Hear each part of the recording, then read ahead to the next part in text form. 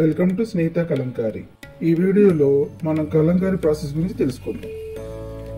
మొదటగా ఫ్యాబ్రిక్ ని నీళ్ళల్లో రాత్రంతా నానబెడతారు. ఇలా చేయడం వల్ల దానికి ఉన్న స్టార్చ్ అంతా పోతుంది. అలా పోయిన తర్వాత మనం ఇలా కరక్కాయ పౌడర్ వేసిన నీళ్ళల్లో నానబెట్టుకోవాలి. ఇలా కరక్కాయ పౌడర్లో నానబెట్టడం వల్ల మనకి ప్రింటింగ్ బాగా పడుతుంది. ఇలా కరక్కాయ పెట్టిన క్లాత్ మీద ఫస్ట్ ప్రింట్ స్టార్ట్ అవుతుంది.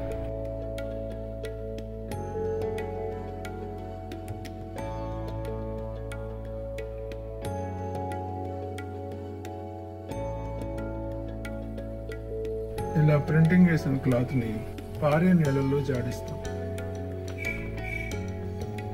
అలా జాడించిన ఫ్యాబ్రిక్ తీసుకొచ్చి న్యాచురల్ ప్రొడక్ట్స్ లో ఉడకబెడతాం.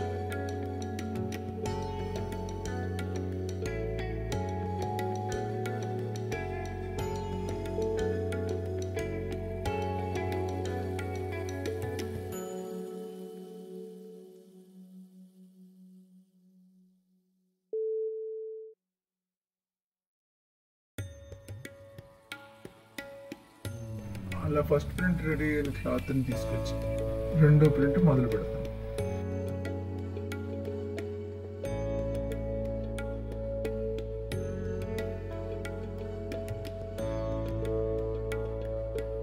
సెకండ్ ప్రింట్ అయిన తర్వాత ఇలాంటి అందమైన ఫ్యాబ్రిక్ రెడీ అవుతుంది.